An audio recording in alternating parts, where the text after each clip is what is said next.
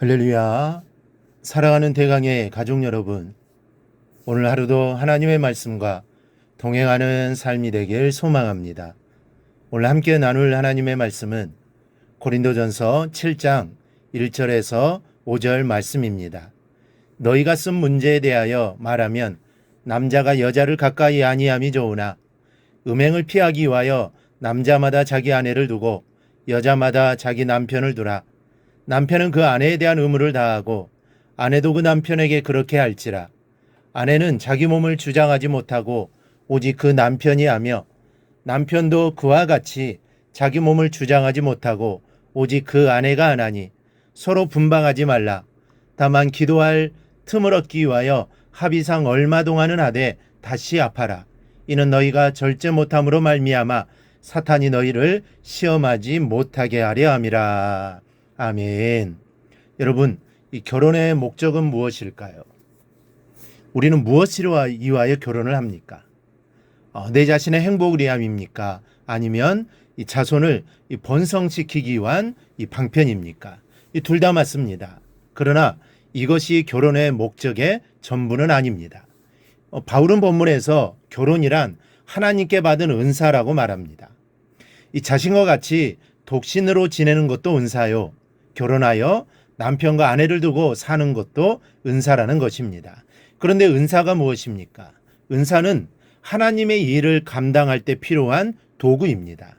다시 말하면 우리의 결혼은 하나님께서 우리에게 주신 사명을 감당하기 위한 도구요 방편입니다. 이 결혼 생활을 하면서 이것을 기억해야 합니다. 결혼해서 부부도 가정도 중요하지만 결혼은 하나님의 은사인 거로 우리가 결혼을 통하여 하나님께 영광을 돌려드리지 못한다면 그 결혼은 100점이 아닙니다. 그렇다면 부부관계가 어떠해야 결혼 생활을 하나님의 은사로 바르게 활용할 수 있을까요? 첫째는 서로 기도하는 생활을 도와야 합니다. 사도 바울은 이렇게 말씀합니다. 서로 분방하지 말라. 다만 기도할 틈을 얻기 위하여 합의상 얼마 동안은 하되 다시 아파라. 이는 너희가 절제 못함으로 말미암아 사탄이 너희를 시험하지 못하게 하려 함이라. 부부는 분방해서는 안 됩니다. 이 다툼이 있더라도 한 방을 쓰면서 다투어야 하고 기도를 할 때에도 할 수만 있다면 부부가 합심하여 기도하는 것이 좋습니다. 그러나 그렇다고 해서 부부관계가 하나님과의 관계보다 중요하고 우선이 되어야 한다는 것은 결코 아닙니다. 이 부부지만 각자에게 주신 하나님의 사명은 다릅니다. 이게 같을 수가 없습니다. 그러기에 때로는 하나님과의 친밀한 각자의 기도 시간이 필요한 것입니다. 그러므로 그럴 때에는 분방하는 것이 필요하다라는 바울의 교훈입니다. 즉 이 말은 부부 생활에서 기도 생활이 더없이 중요하다는 것을 일러주는 말입니다. 부부는 서로 하나님과 더욱 친밀한 교제를 나누도록 도와야 하는 것입니다. 여러분, 기도하는 결혼 생활이 왜 중요합니까? 우리는 기도를 통해서 모든 것을 하나님께로부터 선물 받기 때문입니다. 그 아무것도 우리의 힘으로 할 수 있는 것이 하나도 없기 때문입니다. 기도하지 않고 부부가 상의하는 것은 그래서 헛된 수고일 뿐입니다. 하나님의 능력이 부부로 만나게 하신 이유와 사명을 기도 속에서 깨닫고 그 길로 가야 합니다. 그럴 때 어떤 일이든 이루어 나갈 수 있는 힘을 받게 되고 그 힘으로 부부의 삶을 행복하게 가꾸어 가게 됩니다. 이 복이 여러분에게 있기를 바랍니다. 둘째로 하나님께 주신 각자의 사명을 인정해야 합니다. 어느 개척교회의 개척 구성원인 부부지사님이 계셨습니다. 개척한 지 반년 만에 40여 명의 장년이 모여 예배를 드리는 교회입니다. 그런데 바로 이 부부지사님에게 문제가 생겼습니다. 이 개척하기 전까지는 남편 지사님이 앞서서 신앙생활을 해왔는데 이 개척한 후에 부인 지사님이 은혜를 받아서 하루에도 2시간 이상씩 꼬박 기도를 하고 다른 일에도 몸을 아끼지 않고 봉사를 합니다. 그런데 어느 날 불효령이 떨어졌습니다. 무슨 기도를 그렇게 길게 하느냐고, 당신이 나서서 설치고 다니니 나는 할 일이 없다고, 기도도 짧게 하고 오고 교회 일도 가르게 하면서 하라고 남편 지사님이 난리를 친 겁니다.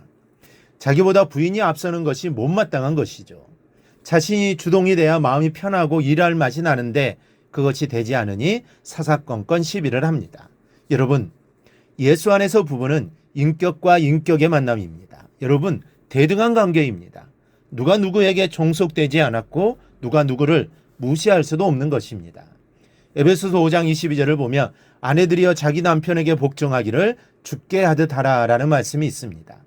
이 남자들이 좋아하는 말씀이죠. 아내는 복종해야 한다는 것입니다. 그런데 이것은 하나를 알고 둘을 모르는 말입니다. 25절을 보면 남편들아 아내 사랑하기를 그리스도께서 교회를 사랑하시고 그 교회를 위하여 자신을 주신같이 하라라고 하십니다. 28절에는 남편들도 자기 아내 사랑하기를 자기 자신과 같이 하라. 주님이 하신 일이 무엇입니까? 자신을 십자가에 내어놓으신 것입니다. 죽으심입니다. 바로 이러한 심정으로 아내를 사랑하라는 것이죠. 그러니 아내와 남편은 누가 이고 누가 아래가 될 수 없습니다. 남편과 아내는 서로의 인격을 존중하고 또 존중받을 권리가 있습니다. 특히 하나님께 서로에게 주신 사명을 소중하게 여기고 배우자가 그 사명을 감당할 수 있도록 도와야 하는 것입니다. 슈바이처 박사는 자기가 유명해진 것은 일생 동안 내조해준 아내 헬레네 브라스와의 절대적인 사랑 때문이라고 했습니다. 또 미국 속담에는 같이 기도하는 부부는 같이 머물고 갈라지지 않는다라는 말이 있습니다. 사랑하는 여러분, 서로를 주의 일을 위하여 돕는 부부가 되시기를 바랍니다. 하나님께서 우리로 부부되게 하신 목적이 바로 그것임을 잊지 말아야 합니다. 서로를 인정하고 또 사랑하고 또 존중하며 이 귀한 사명을 능히 짊어지고 나가는 하나님의 백성들이 되기를 바랍니다. 그리하여 부부의 삶을 통해 하나님께 충성하고 하나님께 영광이 되는 삶이 되기를 주님의 이름으로 축원합니다. 오늘 묵상한 말씀을 굳게 잡고 삶으로 실천하며 살아내는 대강의 모든 성도들이 되기를 축복합니다.